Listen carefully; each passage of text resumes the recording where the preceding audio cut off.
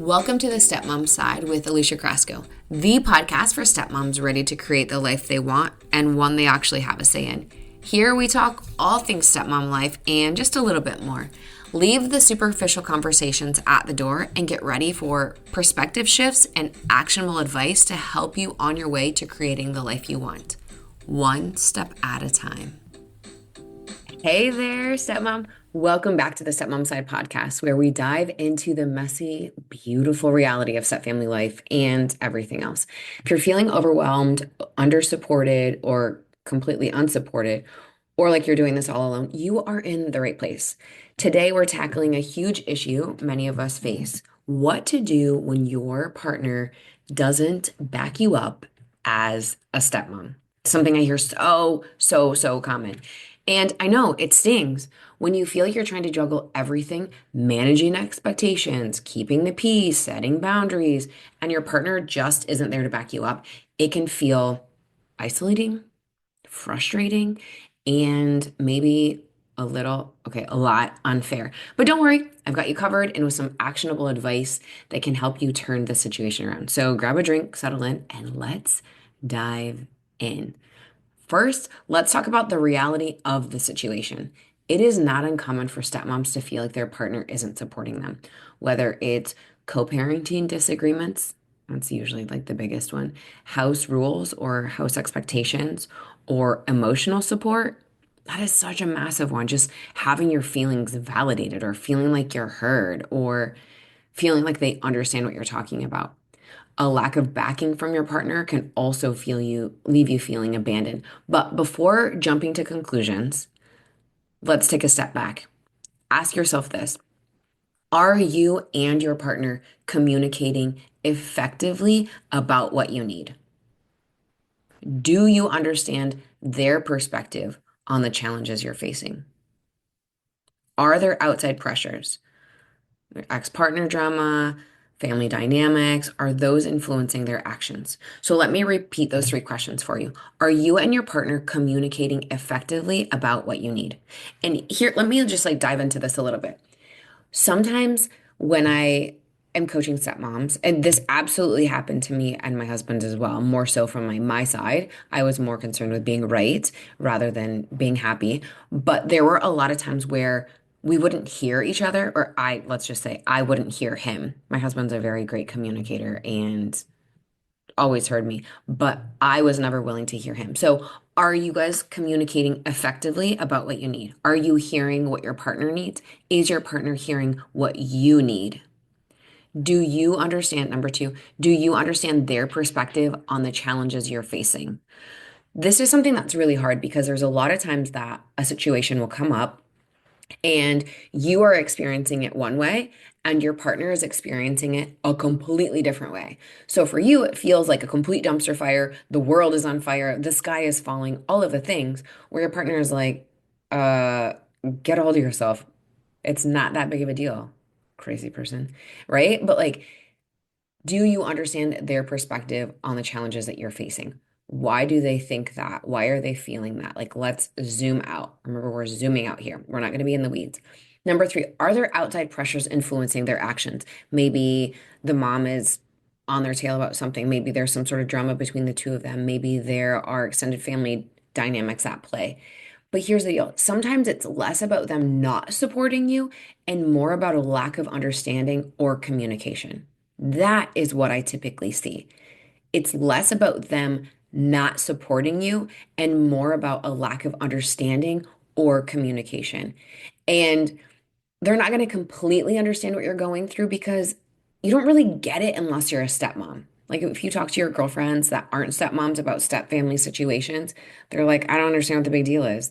It's just kids, or like, just do it, or whatever it is, right?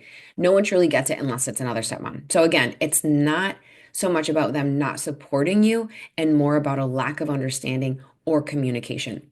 The communication piece could be, maybe you go from 0 to 100 in 0.5 seconds. Hey, welcome to the club. I see you.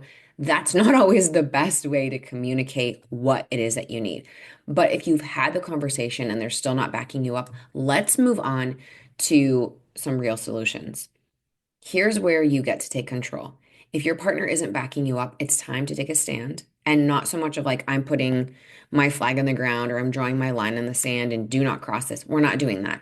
Now, what I'm going to talk about is boundaries. And I know boundaries are not the most fun thing to do, especially when you're worried about conflict, especially if you want to avoid confrontation, especially if things are already dicey and you're like, if I set a boundary, it's going to make it that much worse. But hear me out. Setting clear boundaries is a form of self-care. And you, my friend, you deserve to take care of yourself. You need to be clear about what you need from your partner, whether it's more involvement in decision making, emotional support when the kids act out or a situation comes up, or backing you up in front of the kids, exes, whatever it is, you've got to communicate it. And I'll give you a personal example. We have traveled quite a bit with the kids, and something that I really struggled with was anytime that we would go on vacation, specifically if it was around here. I'm in Michigan, and so northern Michigan is absolutely beautiful. I hesitate to tell you this, but it's the best kept secret in the States. Like, absolutely gorgeous in northern Michigan. If you've never been, I absolutely recommend that you go. I used to think like whatever, how great could it be? It's gorgeous. There's a lot to do. But my husband and his ex and the kids have traveled or had traveled quite a bit to northern Michigan or had like done things around here a lot when the kids were younger. And so when we came up to like, now we're going to go on a vacation, and the kids were like constantly like, what seemed to me like constant. It wasn't constant, but because I was hyper aware of it, it was like, oh, remember when we did this with mom? That's not exactly what they said, but that's what I heard. I'm sure you're nodding along because you know exactly what I'm talking about. But like, oh, remember when we did this? Well, I wasn't on that trip. I wasn't even in the picture. And so I would say when things like this come up, when we're talking about vacations, it's not that I don't necessarily want to hear what you guys have done, but it's hurtful for me because I'm trying to find my place and I'm trying to figure out where I fit in. And all I'm hearing about is the past. And it's not that this is what you or the kids are saying, but what I feel like is what is being told to me is you will never fit in. You will never belong. You will never be good enough. Our vacations with you will never be enough. That is not what they were saying, but that is absolutely what I heard. And so I would say, what I need from you, to my husband, what I need from you at that point is maybe you hold my hand. Maybe you put your hand on the small of my back. Maybe you give me a hug, or maybe you give me a look from across the room that says, I see you. I know this is a challenging, I'm going to start crying. I know this is a challenging part for you, but hang in there. We'll get through this together. As soon as I can get over to you, like, I'll give you extra love. It's a really challenging dynamic to go with. And another one, if you are at a holiday event or you're at just an event and people are bringing up your stepkids' mom, and the last thing you want to do is hear about it, right? And so, same thing, you can say, hey, when this situation happens, here's what I need from you. I need this. And I know you're probably thinking, Alicia, like, I don't, I don't want to tell them what I need. Like, why don't they just know? And here's the deal. I understand your frustration with that because, yeah, that would be great if they just knew, but they don't. So that's why you're feeling left out. That's why you're feeling unappreciated. That's why you're feeling how you're feeling. So I'm coming to tell you support looks different for everyone. So, what support looks like to me is very different, probably, than what it looks like to you, or what it looks like to your partner, or what it looks like to your stepkids, or their mom, or whoever. Support looks very different person to person. And I will tell you, if your partner was struggling and you're supporting them, there's a good chance whatever it is that you're doing isn't really that supportive. I always say, go ask them, what do they need for support? What does support look like to you? So they're not doing that to you. So I need you to go and tell them, here's what I need when this happens. Because if not, the same thing is going to happen to you like it was happening to me. My husband thought he was supporting me, but I'm pissed because I don't think he's supporting me. And he's like, I was doing all of these other things. And I'm like, I didn't realize you were doing that for me to feel supported. And he's like, I don't know what to do. And I'm like, okay, well, do this. So same thing, like you're going to be stuck in this cycle unless you ask for what you need specifically. I don't care how ridiculous it sounds. I felt like a complete idiot being like, you know what, just holding my hand or maybe you give me a kiss on the forehead, or maybe you put your arm around me. That sounds so trivial, or that sounds so dumb, or it sounds so needy, or it sounds so, get over yourself, Alicia. But I was like, that's what I need. That is a small piece of reassurance just to get through this. And that's not to say that it's going to be like this forever, but again, whatever support it is that you need, you've got to communicate it. So here's your action step. Don't wait for things to magically get better. They're not. The resentment is going to build. The overwhelm is going to build. The frustration is going to build. That blow up is coming. Like it's just you feel it like simmering, and then it's going to boil over, and all of it. You already know what's going to happen. So set clear, direct boundaries with your partner and let them know what you need to feel supported. You can set clear, direct boundaries without being a complete bitch. I learned the hard way. Like you can be firm and polite. You don't have to go in guns blazing. It's a lot more simple than you think, if you can believe that. And remember, boundaries aren't about controlling anyone. They're about protecting your mental health and feeling respected in your role as a stepmom. So let me say that again. If you are multitasking, please come back to me. Boundaries aren't about controlling anyone. They're about protecting your mental health and feeling respected in your role as a stepmom. Again, let's talk about finding a community. I talked about this in the last podcast episode too. But when you feel unsupported by your partner, one of the best things you can do is find a group of stepmoms who get it. Like I said at the beginning, like if you go and talk to, vent to one of your or a few of your girlfriends that aren't stepmoms, they don't get it. But if you talk to another group of stepmoms, they are going to get it. I'm talking about a group where you can vent, share advice, get some much needed emotional support from women who truly understand what you're going through. It is a game changer.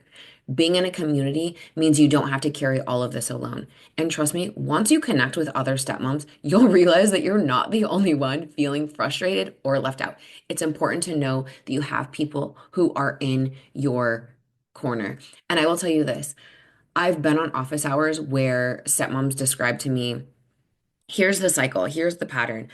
There's a stressor, it blows up into a fight, and then we're both simmering about it. And then we can't have a conversation about it because I just flip out. And I'm like, hey, girlfriend, first of all, I see you. But secondly, that's the beauty of being inside the stepmom side community. I always say to them, here's what I want you to do. The next time that this happens, the next time that there's a stressor, don't go to your partner right away. Please go to the community.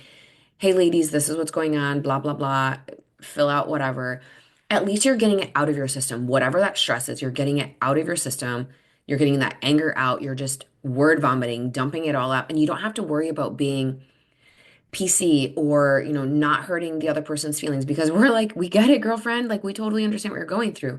And then when you get the support from other stepmoms, when you get the validation, when you get, hey, you know what? I've been through this. Here's what I did in that situation. Here's what, my partner, my husband, and I did in that situation. Here's how we got through it. Then you can go through, process it, read all of the things. Then you can go back to your partner and say, you know what? Earlier, yesterday, last week, when this situation came up, I felt this.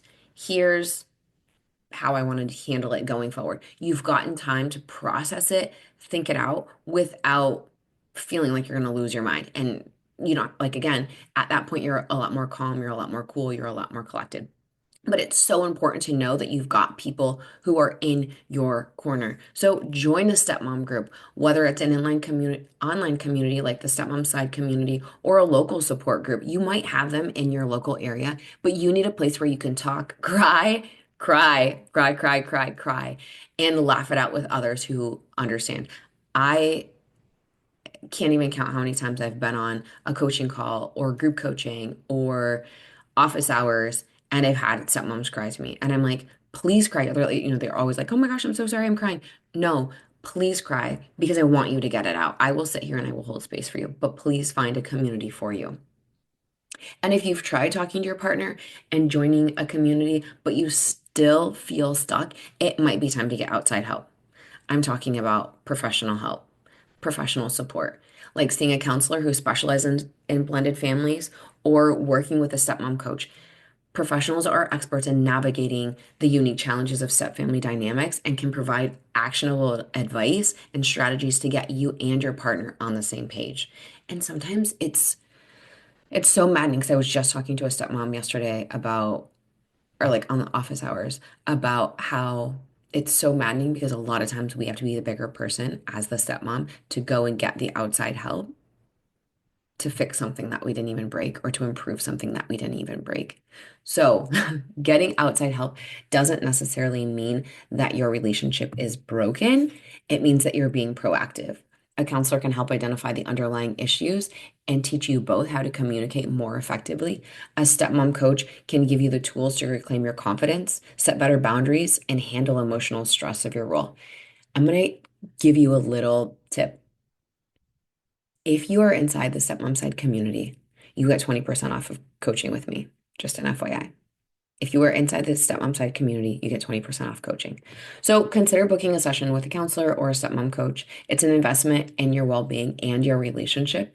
And if your partner is hesitant to go, gently suggest that seeking help together might be the key to getting things back on track.